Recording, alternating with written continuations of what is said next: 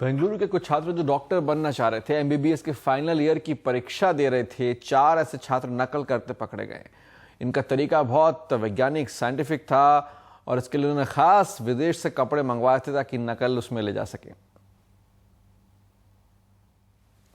ये तो हुआ जैकेट। इस जैकेट के अंदर देखिए कि यहाँ पे सिग्नल बूस्टर लगा हुआ है और सिग्नल बूस्टर वायर से जुड़ा हुआ है। जो वायर अब आप चूँकि जांच के लिए इसे खोला गया तब ये वायर की झलक मिल रही है। अगर ये पूरी तरह से कवर होगा, जैसा कि आप देख सकते हैं, इसका पता लगाना बहुत मुश्किल है।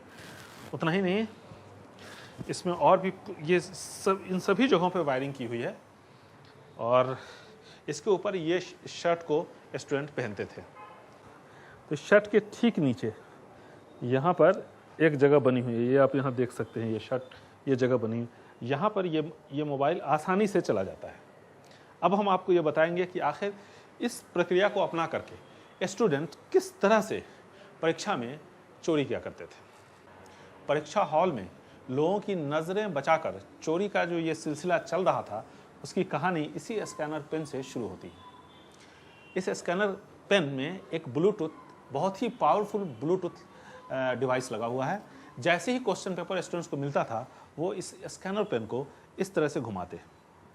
यहाँ से इस ब्लूटूथ के ज़रिए सिग्नल यहाँ आर्मपिट के अंदर, यहाँ जो मोबाइल रखा हुआ है, वहाँ तक पहुँचता है और इस मोबाइल के ज़रिए ये सिग्नल उनके दूसरे दोस्तों तक, जो कि सैकड़ों हज़ारों किलोमीटर दूर बैठे होते थे।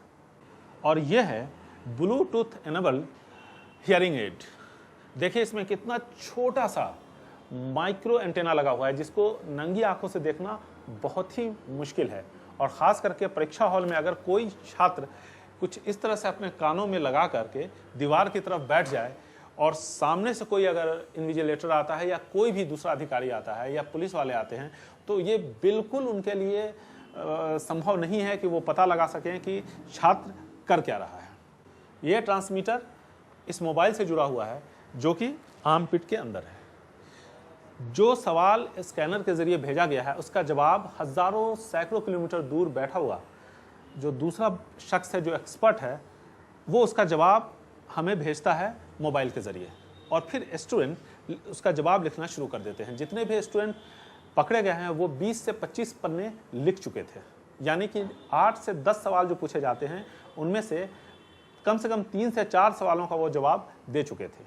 इसमें एक सिग्नल बूस्टर होता था ताकि मोबाइल का सिग्नल भी बूस्टअप होता रहे, उसमें किसी तरह की रुकावट ना आए। जो ब्लूटूथ है उसके सिग्नल को भी पूरी तरह से सपोर्ट मिले। और साथ ही साथ इसके अंदर एक बैटरी भी है, जो बैटरी बगैर किसी बाधा के 3 घंटे तक काम करती थी। तो कुछ इस तरह से जो छात्र हैं वो धड़ल्ले से चोरी कर रहे थे। ये कब से ये सिलसिला चल रहा है, इसके बारे में फ़िलहाल कोई जानकारी नहीं है।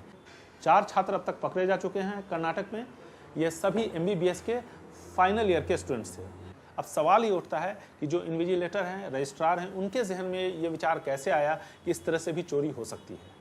इन्विजिलेटर होता है ना, और जो फ्लाइंग स्क्वाड होता है, तो 2 तरीका मैंने उनको बता दिया। 1 सी देयर ईयर्स, और जो अदर तरीका जो है मैंने आपका मोबाइल से। सो दोनों एम्प्लॉय किया उन लोगों ने और पकड़ा। So copying and getting marks and then going to the society and giving wrong treatment to the patient, this is not good. परीक्षा हॉल में चोरी का ये अपने तरह का एक नया मामला है। इससे पहले कभी इस तरह की कोई घटना सामने नहीं आई थी। ऐसे में देश के जो दूसरे विश्वविद्यालय हैं, वहाँ भी अब ये जांच शुरू हो चुकी है कि कहीं छात्र इस प्रक्रिया को वहाँ के परीक्षा हॉल में भी तो नहीं अपना रहे हैं। बेंगलुरु से कैमरामैन अल्फोंस के साथ निहाल खिदवई, एनडीटीवी इंडिया।